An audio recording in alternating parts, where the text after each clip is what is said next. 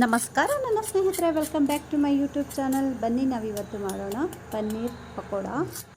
ಪನ್ನೀರ್ ಪಕೋಡ ಹೆಲ್ತ್ಗೆ ತುಂಬಾ ಒಳ್ಳೆಯದು. ಹಾಗಾಗಿ ನಾವಿವತ್ತು ಮಾಡೋಣ ಪನ್ನೀರ್ ಪಕೋಡ. ಮೊದಲಿಗೆ ನಾನಿಲ್ಲಿ ಪನ್ನೀರ್ ತಗೊಂಡು ಸಣ್ಣ ಕ್ಯೂಬ್ಗಳಾಗಿ ಕಟ್ ಮಾಡ್ಕೊಂಡಿದ್ದೀನಿ. ಕಟ್ ಮಾಡಿರ್ತಕ್ಕಂತಹ ಪನ್ನೀರ್ಗೆ ನಾವಿಲ್ಲಿ ಮೊದಲಿಗೆ ಒಂದು ಅರ್ಧ ಸ್ಪೂನಷ್ಟು ಸಾಲ್ಟ್ ಹಾಕಿ, ನಂತರ ಕಸೂರಿ ಮೇಥಿನ ಸ್ವಲ್ಪ ಸ್ಮ್ಯಾಶ್ ಮಾಡಿ ಹಾಕ್ಕೊಂಡು ಇಲ್ಲಿ ಒಂದು ಅರ್ಧ ಸ್ಪೂನಷ್ಟು ಖಾರದ ಪುಡಿ ಹಾಕ್ತಾಯಿದ್ದೀನಿ. ಇಷ್ಟು ಹಾಕಿ ಚೆನ್ನಾಗಿ ಮ್ಯಾರಿನೇಟ್ ಆಗೋದಕ್ಕೆ ಮಿಕ್ಸ್ ಮಾಡಿ ನಾವು ಒಂದು ಸೈಡಲ್ಲಿ ಇಡಬೇಕಾಗುತ್ತೆ. ಫಸ್ಟಿಗೆ ನಾವು ಈ ಥರ ಮಾಡಿದ್ರೆ ಪನ್ನೀರಿಗೆ ಬೋಂಡದ ಒಳಗಡೆಯೂ ಸಹ ಚೆನ್ನಾಗಿ ಉಪ್ಪು ಖಾರ ಎಲ್ಲ ಹಿಡಿದಿರುತ್ತೆ. ಹಾಗಾಗಿ ನಾವು ಹಾಗೆ ಮಾಡಬೇಕು. ನಂತರ ಕಡಲೆ ಹಿಟ್ಟು 2 ಸ್ಪೂನು, ಕಾರ್ನ್ಫ್ಲೋರು, ರುಚಿಗೆ ತಕ್ಕಷ್ಟು ಉಪ್ಪು, ಅರ್ಧ ಸ್ಪೂನಷ್ಟು ಅಚ್ಚ ಖಾರದ ಪುಡಿ ಮತ್ತು ಓಂಕಾಳು, ಇಷ್ಟನ್ನು ನಾವಿಲ್ಲಿ ಹಾಕೋಬೇಕು. ಓಂಕಾಳು ನಾವು ಸ್ವಲ್ಪ ಕೈಯಲ್ಲಿ ಸ್ಮ್ಯಾಶ್ ಮಾಡಿ ಹಾಕಿದ್ರೆ ಚೆನ್ನಾಗಿರುತ್ತೆ, ಅದರ ಫ್ಲೇವರ್ ಎಲ್ಲ ತುಂಬ ಚೆನ್ನಾಗಿಬಿಡುತ್ತೆ. ಹಾಗಾಗಿ ನಂತರ ನಾನಿಲ್ಲಿ ಸೋಡಾ, ಸ್ವಲ್ಪ ಬೇಕಿಂಗ್ ಸೋಡಾ ಹಾಕ್ಕೊಂಡಿದ್ದೀನಿ, ಒಂದು 1/4 ಸ್ಪೂನಷ್ಟು ಹಾಕಿ ನಾವು ಸ್ವಲ್ಪ ಸ್ವಲ್ಪ ನೀರು ಸೇರಿಸ್ತಾ ಚೆನ್ನಾಗಿ ಮಿಕ್ಸ್ ಮಾಡ್ಕೊಬೇಕು. ಗಂಟುಗಳಿಲ್ಲದೆ ನಾವು ಚೆನ್ನಾಗಿ ಕಲಿಸ್ಕೊಳ್ಬೇಕಾಗುತ್ತೆ.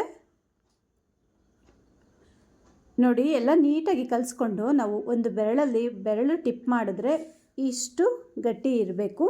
ತುಂಬ ತೆಳುವಾಗ್ಬಿಟ್ರೆ ಪನ್ನೀರಿಗೆ ಆ ಬೋಂಡದ ಹಿಟ್ಟು ನೀಟಾಗಿ ಅಂಟೋದಿಲ್ಲ. ಹಾಗಾಗಿ ನಾವು ಒಂದು ಬೆರಳು ಡಿಪ್ ಮಾಡಿದ್ರೆ ನಮಗೆ ಹಿಟ್ಟು ಕೈಗೆ ಹತ್ಕೋಬೇಕು. ಅಷ್ಟು ಮಟ್ಟಿಗೆ ನಾವು ಕಲಿಸ್ಕೊಂಡ್ರೆ ಸಾಕಿಲ್ಲಿ.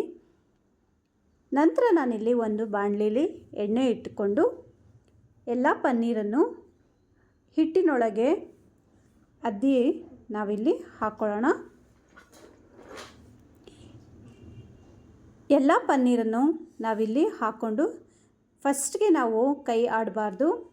ನೀಟಾಗಿ ಸ್ವಲ್ಪ ಹೊತ್ತು ಒಂದು 2 ರಿಂದ 3 ನಿಮಿಷಗಳ ಕಾಲ ಎಣ್ಣೆಲೆ ಹಾಗೆ ಬಿಟ್ಟು ನಂತರ ಕೈ ಆಡಬೇಕಾಗುತ್ತೆ. ಹೀಗೆ ಮಾಡಿದ್ರೆ ಕೋಟಿಂಗ್ ಒಂಚೂರು ಬಿಟ್ಕೊಳ್ಳೋದಿಲ್ಲ, ನೀಟಾಗಿ ಇರುತ್ತೆ.